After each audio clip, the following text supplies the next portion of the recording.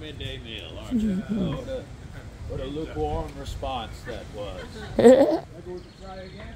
Good afternoon, friends! Good afternoon! That's better because you see we're performing a rollicking 18th century comedy for you here, and it requires your laughter. So please, signify that you are ready to share your laughter here with us this afternoon by saying, whoa!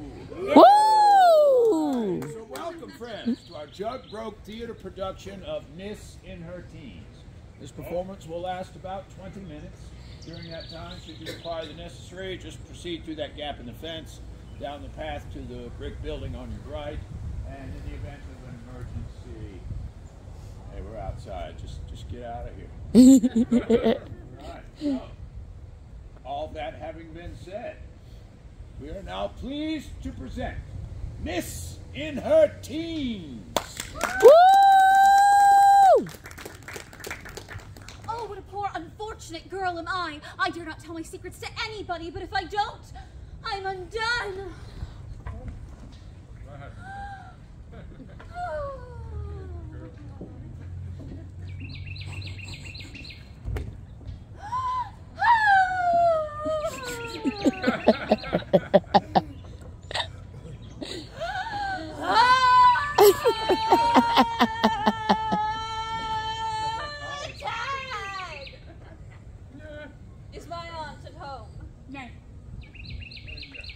What's that sigh for, my dear young mistress? I did not sigh, not I.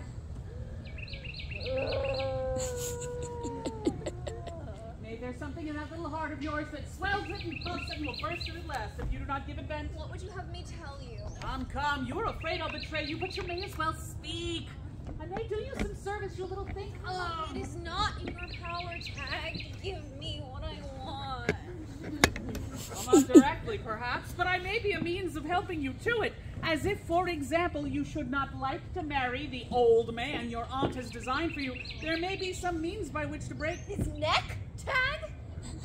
Or the match. Either will do, child. I don't care which indeed, so I were clear of him. The pig bid to be married. To him, you mean. You have no objection to marriage, but to the man. And I applaud you for it. Come, out with it. Never keep it all in. You ask me questions, I'll answer them, but I can't tell you anything of myself that will blush at you. Very well, then. Pray tell me first, Miss Biddy Belair, if there isn't someone you like better than old Sir Simon Lovett. Hey-ho. What's hey-ho, miss? Oh, when I say hey-ho, it means yes. Oh. And this someone is a young and handsome man. Hey-ho. And if you were once his, you'd be as merry as the best of us. Hey-ho! I'll be hanged if it is not Rhoda Phil. You are a witch, Tag. I am frightened of you. I am so too, and I can tell your fortune. The man you love best in all the world will be at the house this afternoon. He arrived from the army this morning and died. Is he come, Tag? Don't joke with me. When did you last hear from your gallant? Never since he went to the army. Oh, so? Well, I was afraid that his letters might fall into my aunt's hands, so I would not permit him to write to me. But I had a better reason than that, too. Well, pray, let's hear that, too. I thought that if I should write to him and promise to love no one but him and should afterwards change my mind, he might think me inconstant and call me a coquette. And have you changed your mind, miss? Oh, no, Tag. I love him the best of any of them. Of any of them? Why? Have you any more? Well, when we parted, I grew melancholy. So, in order to divert me, I have permitted 2 others to court me until he returns again. The first is a fine, blustering man. He is called Captain Flash, and he is always talking of wars and fighting and so. He thinks he's sure of me, but I shall balk him. You will all see him this afternoon, for he pressed very strongly to come, and I have given him leave while my aunt is out of the house. And who is the other one, Brett? The other is another sort of man entirely. He speaks like a lady for all the world, and never swears as Captain Flash does, and he wears a fine white wig, and he tells me what ribbons become my complexion, and who is the best milliner and where to buy the best tea. And which is the best face for the hands and wash for the face. Oh, he's always playing with my fan and showing his teeth. And when I speak, he pats me. So, he cries, oh, the devil, Miss Biddy, you'll be my petition. Oh, his name is Mr. Fribble, and you will all see him this afternoon, too. For by mistake, I appointed them both at the same time. And no Rhoda Phil, too. Now, let me see. What shall I do with my 2 gallants? I must at least part with them decently. suppose I were to set them together by the ears. Oh, the luckiest thought in the world, for if they won't quarrel as I believe they won't, I can break with them for cowards and very justly dismiss my service. Or, if they should fight, and one of them should be killed, well, the other will certainly be hanged. Or run away. And so very handsomely have gotten rid of both. I'm glad to have settled it so purely. Now done. When the first one comes, you go and watch the other. And as soon as you see him coming, run into us and pretend, oh, it is my aunt. And then we'll have an excuse to lock him up till we want him. You may depend upon me. Here is one of them now. Oh, Mr. Dribble. You're absurd. Miss Biddy, yours. I'm sorry I did not come upon you abruptly. I should have waited upon you sooner, but an accident happened that discomposed me so that I was obliged to go home again to take some drops. I have set my maid to watch my aunt, that we mayn't be surprised by her. Your prudence is equal to your beauty, miss, and I hope your permitting me to kiss your hand will be no impeachment of your understanding. I hate the sight of him. I'm afraid I should not have had the pleasure of seeing you. Well, I vow you're a good creature. You must give me leave to make you a present of a small part of my lip salve. My servant made it this morning. The ingredients are innocent, I assure you. Nothing but the best virgin's wax, conserve roses, and lily of the valley water. I thank you, sir, but my lips are generally red, and when they end, I bite them. I bite my own sometimes. To powder a little. But this will give them a softness, a color, and an agreeable moisture. Thus, let me make a sacrifice at the shrine where I've already offered my heart. Upon my word, that's very prettily expressed. You're positively the best company in the world. I wish he were out of the house. I assure you, I am prodigiously rallied about my passion for you. I will laugh in his face. Pray, Mr. Dribble. Yes. Now you've gone so far. Don't think me impudent if I long to know how you intend to use the lady. Shall we honor Ed with your sex? Not as most other wives are used, I assure you. All the domestic business will be taken off her hands. I will make the tea. I will comb the dogs. I will dress the children myself, so that though I were a commoner, Mrs. Fribble will lead the life of a woman of quality. She'll have nothing to do but to lie in bed, play at cards, and scold the servants. What a happy creature she must be. Do you really think so? Well, Then let me have a serious talk with you. Though my passions are not for long standing, I hope the sincerity of my intentions will lead you. But Mr. For heaven's sake, put me anywhere so I don't dirty my clothes! Go into the storeroom, Tad. What shall I do? Go in. Where's my hankies? Oh. I shall have my hysterics! Was my aunt coming? No. This is Captain Flash, or at least I suppose, by the length of his stride and the cock of his hat. He'll be here directly. What will we do with him? I'll manage my warning and try his courage. Do you be ready to second me, and we shall have pure sport. Oh, here he comes. Well, my blossom, here I am. Oh, what hopes for a poor dog, eh? Oh, the maid's here. Don't be ashamed, Captain Flash. I've told Tag the whole affair, and she's my friend, I can assure you. Is she now? Then she won't be mine, I'm certain. Well, Mrs. Tagg, you know, I suppose, what's to be done. This young lady and I have contracted ourselves, and so if you please to stand bridesmaid, why, we'll fix the wedding day directly. The wedding day, sir? The wedding day, sir? Aye, the wedding day, sir. And what have you to say to that, sir? Hooray, Captain Flash! Don't make such a noise. You'll wake my aunt. And what if I do, child? What then? Oh, she'd be frightened out of her wits. And me? You mistake the thing, child. I have some reason to believe I am not quite so shocking. Indeed, sir, you flatter yourself. Pray tell me, sir, what are your pretensions? The lady's promises, my own passion, and the best, mountain blade in the three kingdoms. He's a fine passion if you but keep it up. If any man can produce a better title, let him take her. Pray, sir, hear reason a little. I never do, madam. It is not my method of proceeding. Here's my logic. Sa ha ra ha sa ha ga sa ha ha ha ha ha ha ha ha ha. Ha! Ha! Ha! Ha! Ha!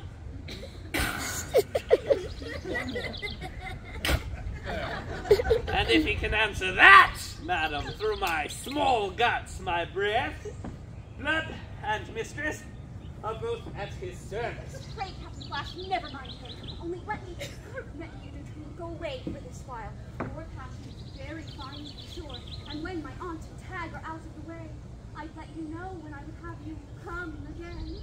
When you would have me come again, child? And what if I never did come again? What would you think of that, eh? Pray, sir. I am in love with you. To hell and desperation. May the sky crush me if I am not. Oh.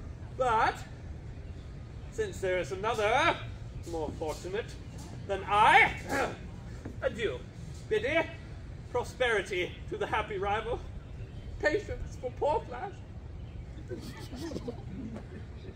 first time we gunpowder be my perdition, but I'll have the honor to cut a throat with him. Oh, you may meet with him now, if you please. Where is he?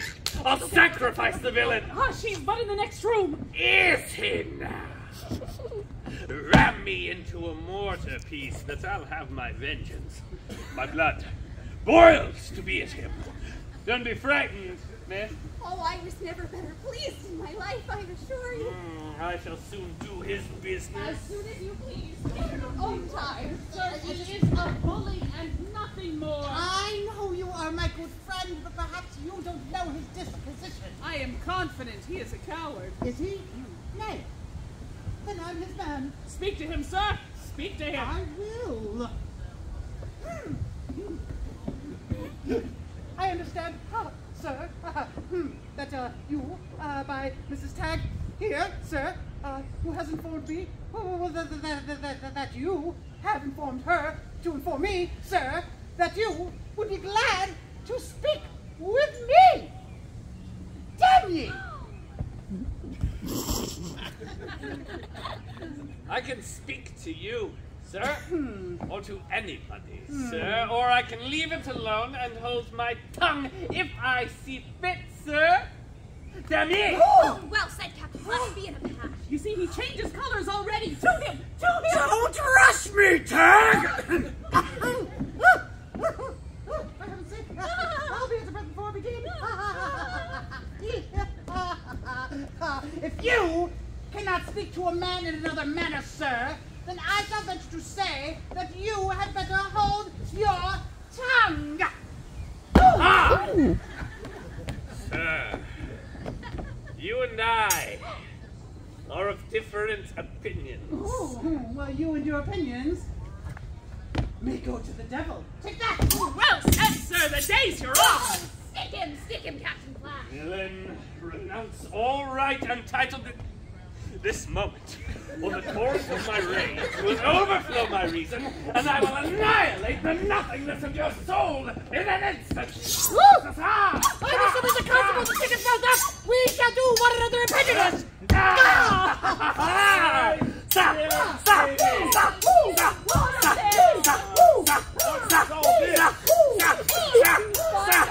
Rivals, and they have been pestering me these 2 months that they're forced their way into the house.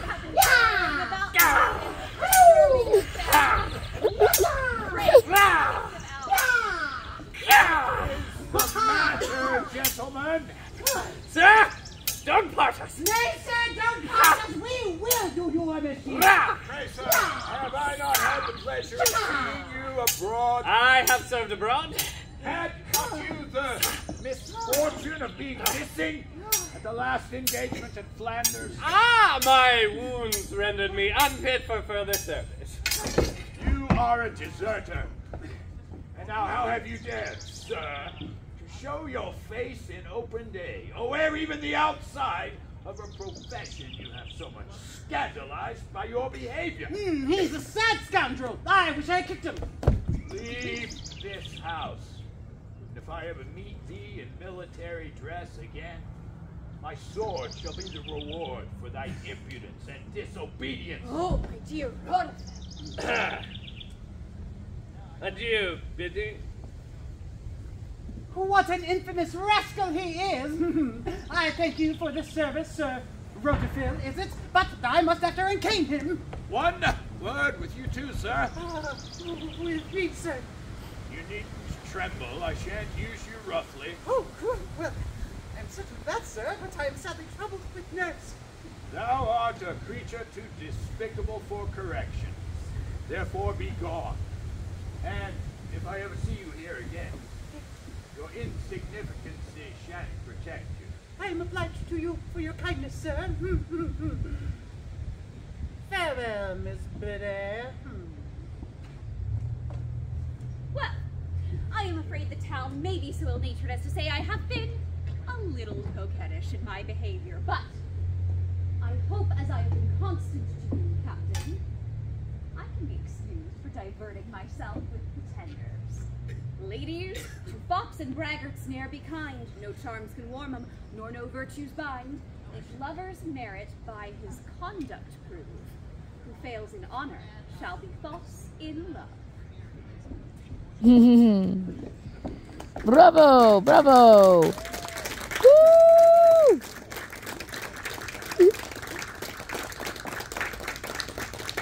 Thank you for joining us, friends, for our abridged version of this very popular 18th century play. Miss and Her Teens was first performed here in North America, right here in the city of Williamsburg in 1752. Performed by the London Company of Comedians, who a decade later, while again performing here in Williamsburg, smartly rebranded themselves as the American Company of Comedians.